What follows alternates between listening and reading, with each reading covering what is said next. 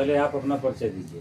Om Prakash Yadav, PCC सदस्य, OBC जिला कांग्रेस आजमगढ़ अध्यक्ष। ये जो महासम्मेलन होने वाला है इसके बारे में आप थोड़ा बताइए। देखिए, उत्तर प्रदेश पिछड़ा वर्ग विभाग कांग्रेस की तरफ से पूरे प्रदेश में मंडली कार्यक्रम किया जा रहा है, जिसमें जय भीम, जय मंडल, जय संविधान, जय बापू, इस कार्यक्रम को लेकर के पूरे प्रदेश में ये कार्यक्रम चल रहा है। हमारे नेता आदरणीय राहुल गांधी जी ने गरीबों, दलितों, शोषितों, देश के वंचित तबके के लोगों को उनका अधिकार दिलाने के लिए यह निर्देश दिया है कि आप लोग पूरे प्रदेश में अनुसूचित जनजात, जनजात, पिछड़े वर्ग, अल्पसंख्यक और तमाम शोषित वर्ग के लोगों को, तमाम पिछड़े हुए लोगों की आवाज़ बनने के लिए कांग्रेस पिछड़ा वर्ग के माध्यम से ये पूरे प्रदेश में कार्यक्रम चल रहा है। जो वर्तमान सरकार है यह संविधान को ख़त्म करना चाहती है, क्योंकि उसकी मानसिकता है कि देश में ऐसी व्यवस्था लागू किया जाए जिससे वंचित वर्ग वंचित होता रहे और गरीब तबका गरीब बना रहे।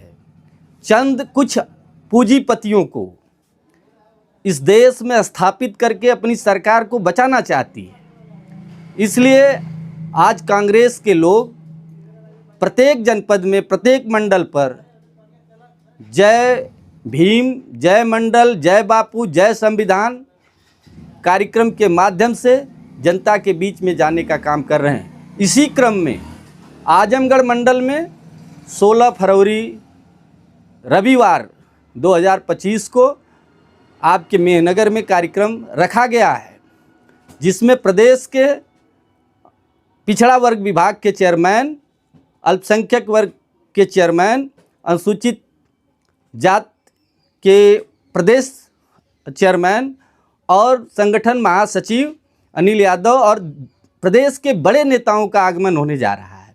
इस क्रम में आज हम लोगों ने मेहनगर की जनता से डोर टू डोर जा कर के संपर्क किया। सबसे अपील किया गया है कि आप लोग अधिक से अधिक संख्या में पहुंच करके हमारे नेता के विचारों को सुने और उसको जन जन तक पहुंचाने का काम करें, जिससे इस क्षेत्र की जनता का संविधान के प्रति उसकी रक्षा किया जा सके। इन तमाम मुद्दों को लेकर के हमारे ये कार्यक्रम को किया जा रहा है।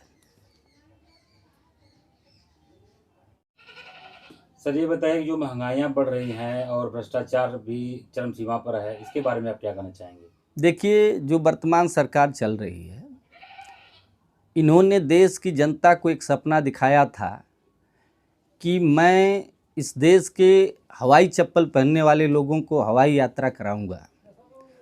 तो उन्होंने जनता के बीच में जो कहा था वो सही कहा था, क्योंकि उन्होंने हवाई यात्रा करने की बात कहा था, हवाई जहाज़ में चढ़ने की बात नहीं कहा था। और इसको हमारी जनता, भोली भाली जनता देश की और प्रदेश की समझ नहीं पाई। उन्होंने कहा था कि 15 लाख हम आपके खाते में भेजेंगे। उन्होंने कहा था कि हम महंगाई को ख़त्म कर देंगे। उन्होंने कहा था मैं बेरोजगारी को ख़त्म कर दूंगा। उन्होंने कहा था कि शिक्षा प्रणाली को इतना मजबूत कर दिया जाएगा कि हमारे देश का नौजवान, देश का छात्र विदेश जाने के लिए मजबूर नहीं होगा। लेकिन वर्तमान सरकार ने आज तक कोई भी एक विश्वविद्यालय बढ़ाने का काम नहीं किया, न कोई एम्स देने का काम किया। महंगाई पे तो बिल्कुल उनका कोई कंट्रोल है ही नहीं है किसी प्रकार का। टमाटर का आप रेट ले लीजिए, दाल का रेट ले लीजिए, सरसों के तेल का रेट ले लीजिए, प्याज का रेट ले लीजिए, चाहे जो भी खाद्यान्न सामग्री हमारे बाज़ारों में उपलब्ध हैं, इतनी महंगाई हो गई है कि गरीब आदमी 2 किस्म की सब्ज़ी नहीं खा सकता है। किसी तरह से वो अपना पेट पालने के लिए किसी तरह से वो उसका प्रयोग कर पा रहा है। अब सरकार ने सबसे गलत निर्धारित किया कि इन्होंने जीएसटी हर वस्तु पे लगा दिया, यहाँ तक कि पढ़ने वाले छात्रों के पुस्तकों पे डबल जीएसटी लगा दिया।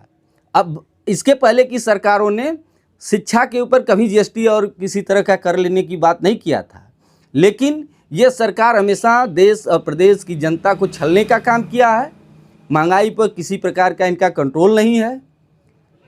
इनके बड़े नेता अपनी बात को कहते हैं और फिर पलटी मार करके कहते हैं कि ये तो एक राजनीतिक चुनावी जुमला था।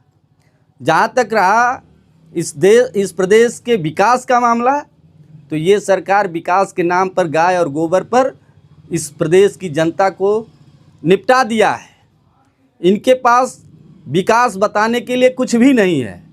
इन्होंने कहा कि हम शून्य कर देंगे अपराध, लेकिन आप देख रहे हैं गोरखपुर में किस तरीके की घटना हुई, बलिया में किस तरीके की घटना हुई।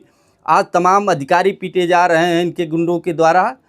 और बीजेपी ने प्रदेश में बिल्कुल भय का माहौल कर दिया है। यहाँ पे धर्म के नाम पर धंधा स्थापित करके ये प्रदेश की सरकार दो वर्गों का संघर्ष करा के इस देश को गृह युद्ध की तरफ ले जाने का काम कर रही है, जिससे देश का माहौल बिगड़ रहा है। आज हमारे देश की जो स्थिति है, आपने देखा कि अमेरिका के लोगों ने हमारे देश के नागरिकों को हथकड़ी लगा करके देश की सरजमी पे भेजने का काम किया, जबकि इसके पहले आपने देखा होगा कि हमारे देश के प्रधानमंत्री जी अमेरिका में जा कर के कहा था अब की बार ट्रंप सरकार, लेकिन हुआ क्या? उनकी सरकार आ गई। हमारे जनता को किस तरीके से बेइज्जत किया जा रहा है हमारे देश के नागरिकों को, जिसके लिए प्रधानमंत्री जी जो कहते हैं कि हम लाल आँख दिखाएंगे, आज वो अवसर आ गया है कि हमारे देश के नागरिकों का अपमान हो रहा है। आप अमेरिका में आपकी जो आने वाली जो आपने कल्पना किया था कि ट्रंप की सरकार आएगी, उसको लाल आँख दिखाइए। इसकी ज़रूरत है इस देश को। हमारा देश बिल्कुल शर्मनाक स्थिति में आ गया है। लोग कहते हैं कि प्रधानमंत्री जी के आने से देश की साख बढ़ी है, लेकिन आपको इसका उदाहरण मिल रहा है कि देश की साख बढ़ी नहीं है। देश की साख बिल्कुल धरातल पे लाने का काम किया है इन्होंने। ये हर बात पर नेहरू जी को लाने का काम करते हैं, इसलिए कि विकास का इन्होंने कोई काम नहीं किया है। इस देश के तमाम चुनावों में इन्होंने पैसे से जनता को खरीदने का काम किया है, कहीं किसान निधि के नाम पर, कहीं गैस सिलेंडर के नाम पर। इनके गृह मंत्री जी ने जाकर के कहा जम्मू कश्मीर में कि मेरी सरकार बना दो, मैं यहाँ ईद पर आपको फ्री गैस सिलेंडर दूंगा।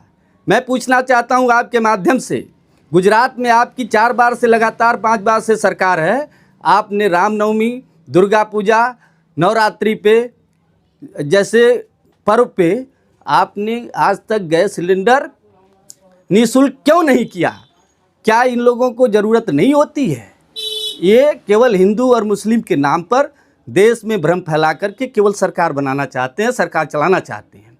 इनके भ्रष्टाचार का आलम यह है कि प्रत्येक अन्य प्रांतों में जो भाजपा सरकार बनती है, उसको खरीद फरोख्त करके उसको भाजपा में तब्दील करने का काम कर रहे हैं, जिससे देश का माहौल निश्चित रूप से भ्रष्टाचार के तरफ तेज़ी से बढ़ रहा है।